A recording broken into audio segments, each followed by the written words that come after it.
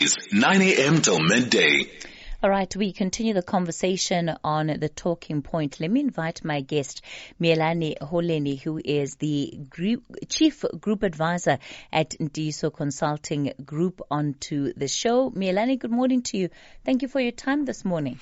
Good morning, Kathy, and good morning to all the listeners.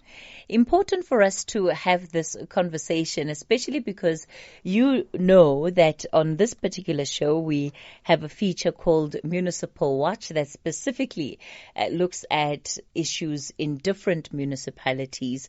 And our conversation with you is going to be taking a broader look on about the state of municipalities in our country. And unfortunately, one just doesn't get a sense that there is stability, given the fact that we're now 2 years post the local government election. So I think there is a reasonable expectation that by now things would have settled. By now, those that have come in with the new administrations would have started, the works of their hands would have started to produce a different kind of fruit.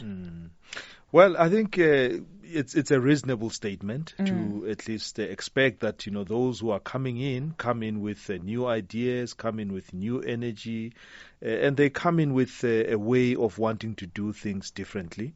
But we must also acknowledge the fact that, those who come in are not always the people who have always been in those seats. You have new people who are contesting to come in, and some are coming in for the first time to become councillors, and various other people who are entering into the local government sector.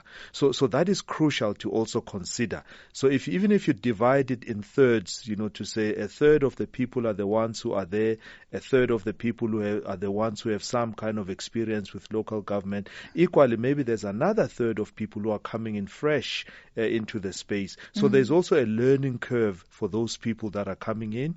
The ones who are trying to settle in are obviously looking at, how the existing a cohort of people who have been in the space have been working things out, and so you have a mixture in terms of how you start to align the way that the various people would settle into the positions. But it is also true that when you go after an election, there's that euphoria of, say, having won, your seat, you have been confirmed, or you have been employed, or whatever the case may be. And then you look at, where is the strategy? Where is the bigger picture? And I go back to the whole matter of capability being leadership, strategy, as well as service delivery. So where is the big capability that each one of those people must have? Where is the leadership pointing to? And what is the strategy to move forward for that 5 years, given the fact that there was a previous administration that would have been there, that would have perhaps pursued a particular strategy with a different leadership and different service delivery imperatives? What is making it so hard to govern and run municipalities effectively? As somebody who understands the complexities of local government, because I do think that we need to acknowledge that running local government is a complex process. It's not as easy as, you've been voted in, so here you go, take it up and run. If you don't understand how local government actually works, then it's going to be difficult to really run it. I must say, I will answer it in two parts. I admire a lot of councillors who have gone into local government and have continued to study or have started, their studies with regards to understanding the true way of how to carry themselves as councillors when they are sitting in council or participating in committees.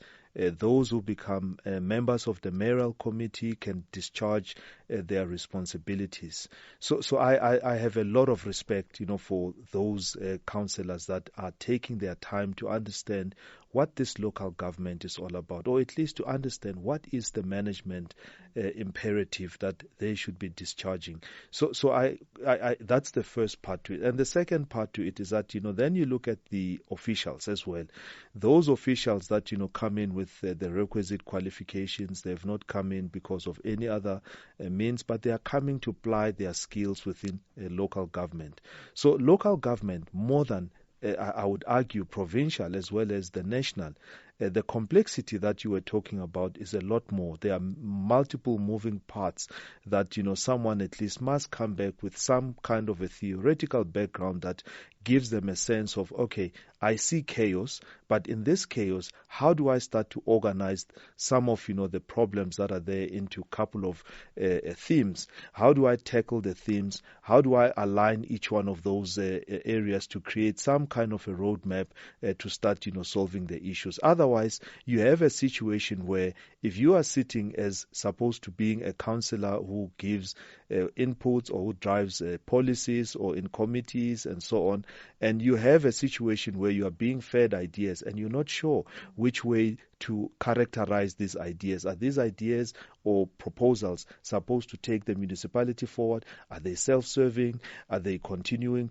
a particular trajectory? Are they aligned to the strategy? And so on and so forth. You can find yourself in a position where you have a deficit of thinking and you are almost in a hubris type of situation, as well as, the officials, for instance, who are perhaps not highly qualified in the areas that, they are supposed to be discharging the responsibilities. They may fall short. So I'm highlighting, I think, in a roundabout way, in the two ways that I'm answering the question, the fact that local government is starved of highly skilled, highly educated, highly experienced people who applying their skills within that space. And that covers both ends. It's not just to say, let's look at the CVs of the CFOs or the managers in technical or LED and so on, but let's also balance it with the fact that, each one who is in the space is going to run a business within government.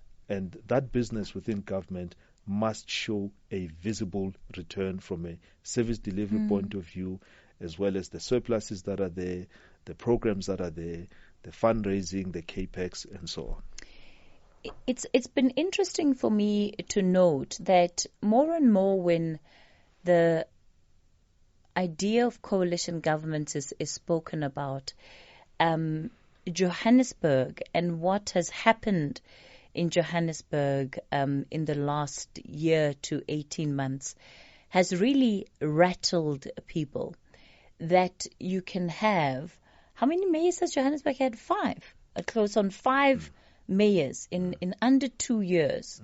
And literally have it seem like a revolving door. And residents feeling like they've got no direct control over some of those decisions that are made, and the individuals then that come to power are also not individuals that are deemed to be the most capable to be in those positions. So when we look at it from that perspective, I mean, are there peculiar challenges that you believe local government is facing due to what is also a perception of very fragmented politics and unstable coalitions where there are coalition governments? So our belief in terms of the work that we do and what we are observing, from the research, the benchmarks, that we do, we are seeing that, the barriers of entry into local government are continuously being lowered. So anyone who wants to enter the space, local government is, seen as the easiest way to enter government. And I put it generally in terms of, the empirical evidence that, we are seeing. And so if local government continues on that trajectory, that is when we start, seeing the various difficulties that, various councils and municipalities and so on would be facing. And it's a crucial point because, the barriers of entry into local government, our belief is that they should even be higher.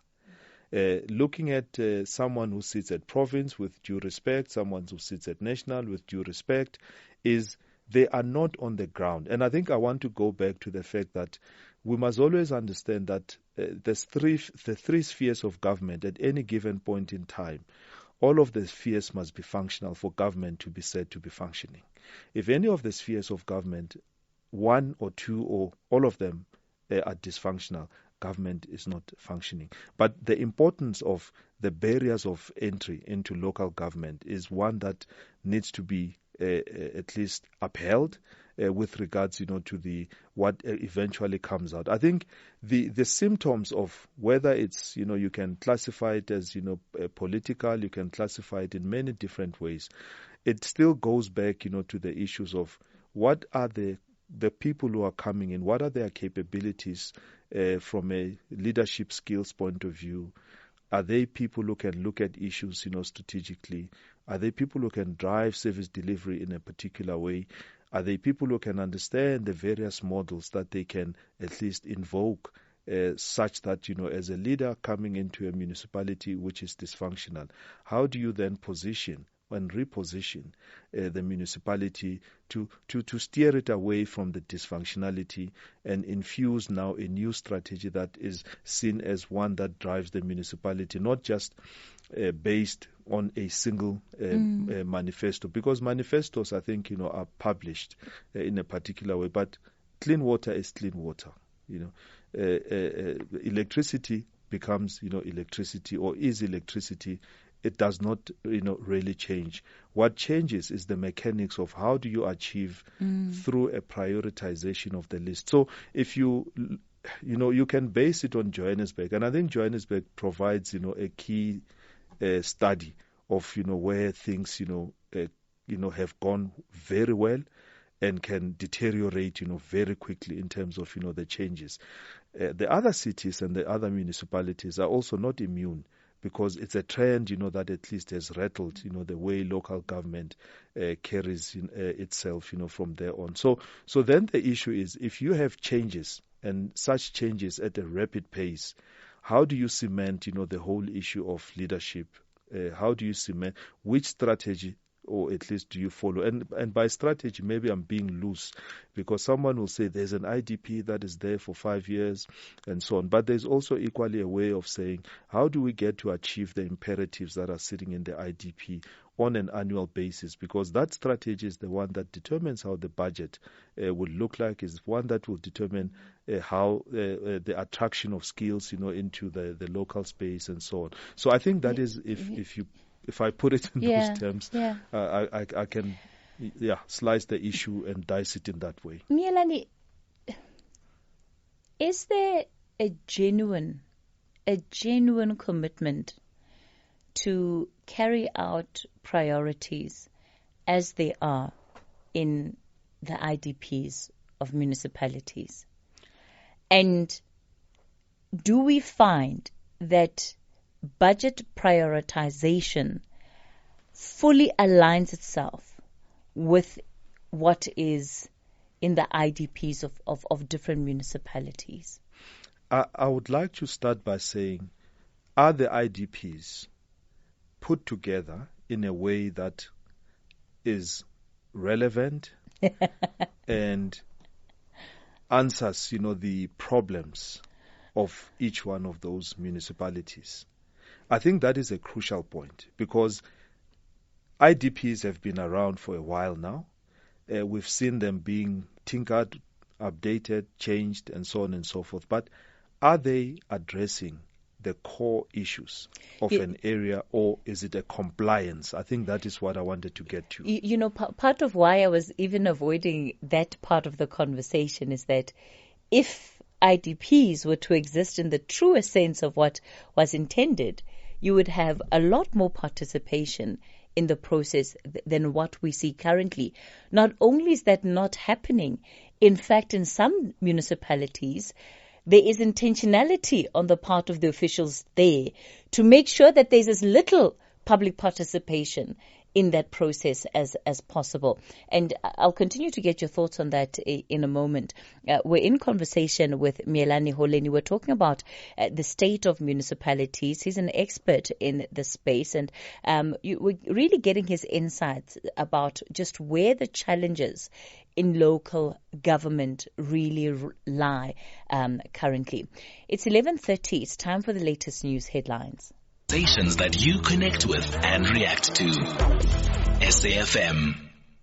We continue the conversation on the talking point. We're taking a closer look at the state of local government, local governance with Mielani Holeni. He's the chief group advisor at Ndiso Consulting Group, and they deal mostly with local government. They publish research annually that takes a look at the state of municipalities, etc. There's a lot of work that they do, which you will find available on their website online. Mielani, I was saying about this issue of IDPs that it actually in many ways becomes the elephant in the room, because it is the one area where you get greatest consensus. This is from whichever the majority party in a municipality is, and opposition parties, because even where the process of putting IDPs together are flawed, you will hardly hear protests from opposition parties. In fact, I think last year was the first time where I saw the DA being vocal about the IDP process. And that was after Mayor Gwamanda was voted in, and they were raising it when it came to questions of whether the budget vote will go through and what that would mean for the city if it wasn't able to go through. But save for that, there's hardly never any conversation about it. And yet, that really is what sets the tone in municipalities. So then I think, to continue from what I was at least saying in terms of, the relevance of the IDP, then does everyone believe that, what's contained in the IDP are the crucial and key imperatives that should be followed? Then the question is, would everyone be committed then to implementing what sits in the IDP? Instead, what actually triggers the IDP discussion these days is the budget vote. Because ultimately what you and how you craft the budget should be aligned with the IDP, and should be, if it's within the term of the administration, be a culmination of what you have achieved in the previous year vis-a-vis what you need to then be continuing to achieve in the new year. So I think that is where the issues are. The other, perhaps, it sounds like, excuse me, a soundbite. South Africa is a country of many plans. Okay? If you just count the number of municipalities with an IDP, you count as well province with their strategic plans and national, and then we're supposed to have a national development plan. So I think what I'm going down to is, when you have an IDP, how much of that IDP speaks to the priorities which are broader than just looking at the immediate issues within the local area? How do you then tap into the alignment with where government is moving?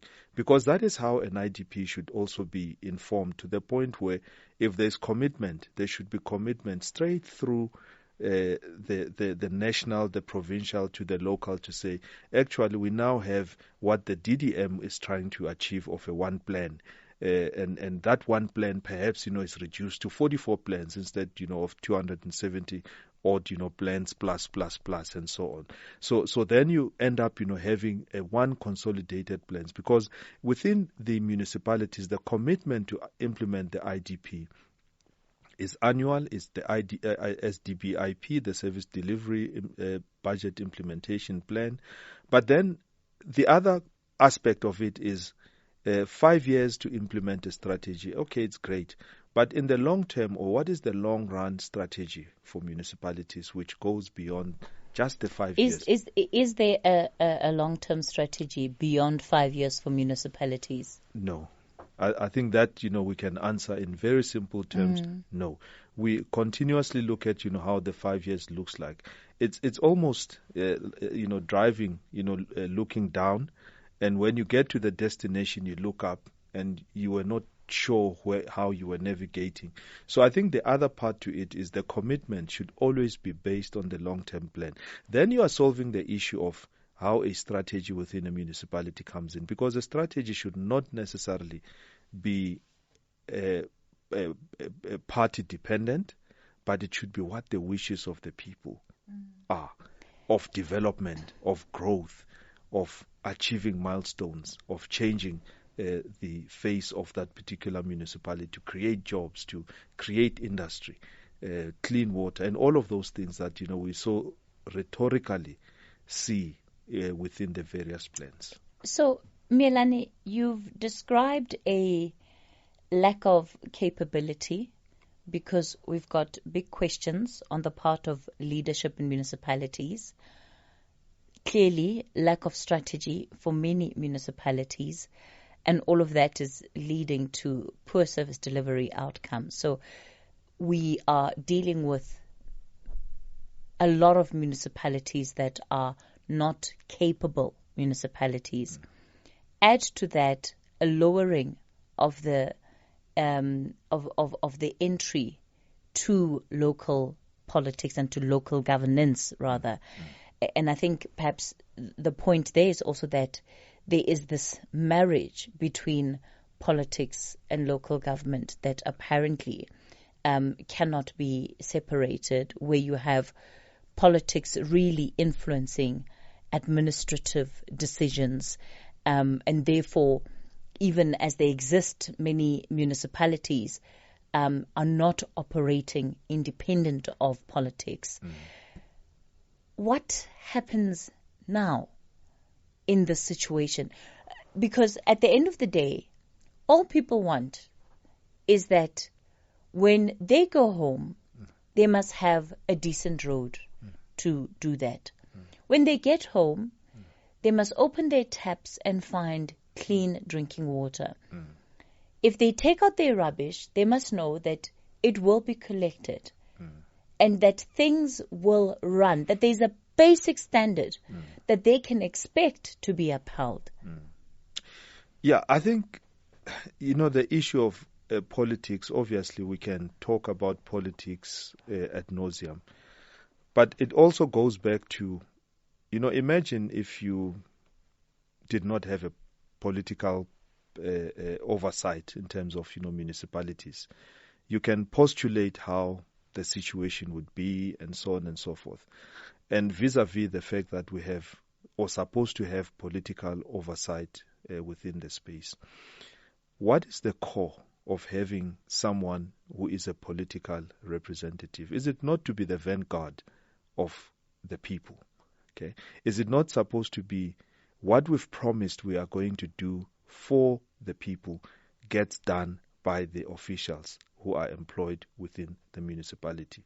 So whichever way you look at it, whether you carry whether a strong, a stick that you're going to beat up, people with, you carry a small stick, whatever the case may be, I think the core of it doesn't change, because local government, and I'm taking some of the words of people who have plied, their trade within the local government, is a space which it's one place where you can touch government, you can feel government, and so on and so forth. So I think the issue of, politics, of course, is one that we can observe now, is also having quite an impact on local governance, as you've correctly put it. And that is an area that, I think calls, for those who are then elected to be councillors to sit back and understand what the purpose of being a councillor is.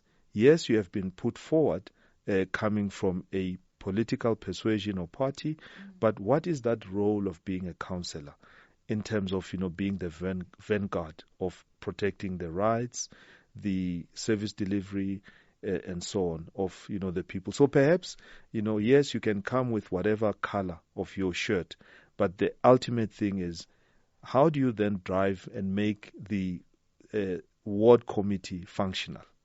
How do you then drive, the subcommittees that should be there? How do you involve as well the royal leadership as well, so that, it becomes a multifaceted type of participation, even if it's a microcosm through a committee that drives those issues.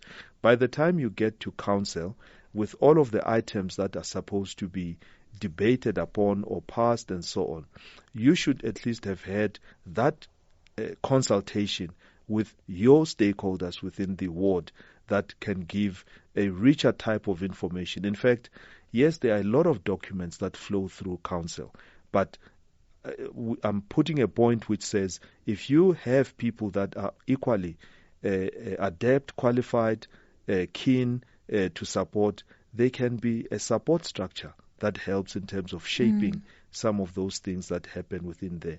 And I have not mentioned which political party you come from, but you're a ward councillor, so then call on the various people that are required to drive the imperatives of the ward, contributing to council.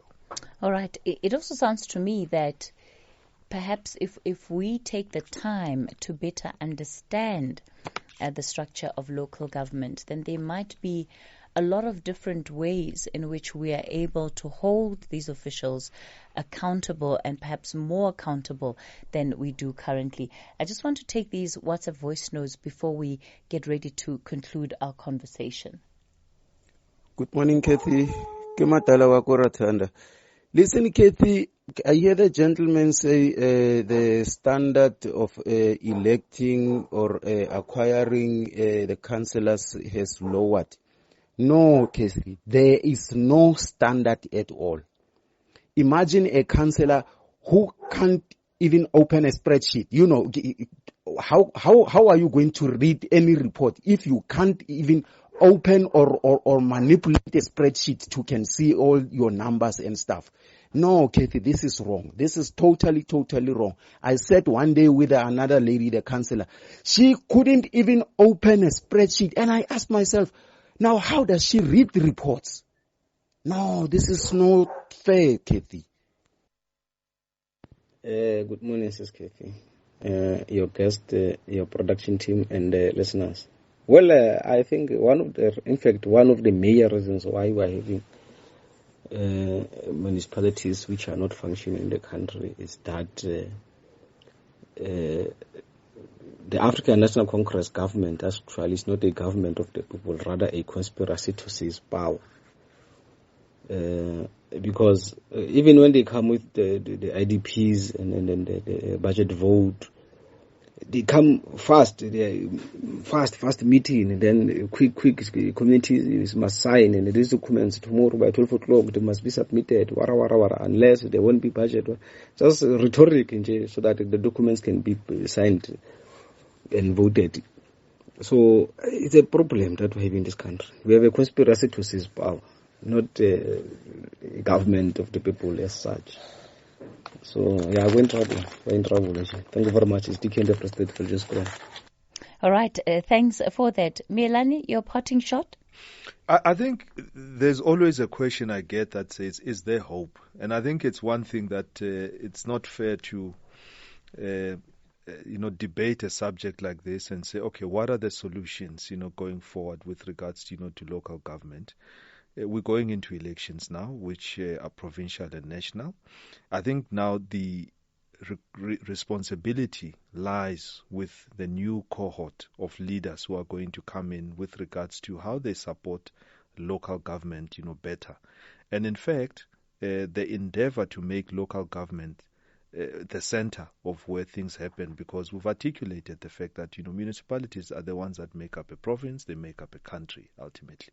So I think the kind of leadership that comes through now is one that will be judged and must be judged on how they support local government to pull it through the difficulties that local government is currently facing.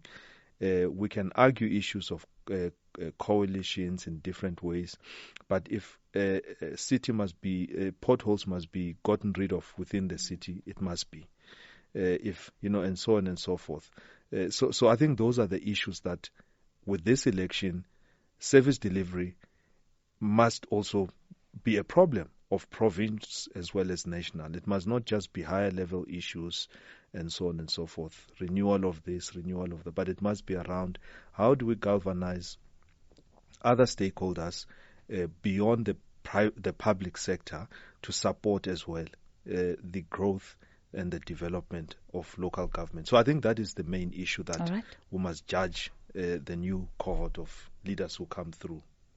Mielani Holeni, Chief Group Advisor at Ndiso Consulting Group. He's a local government revenue and governance expert.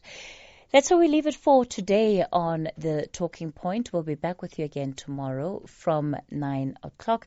Coming up next is going to be the book reading.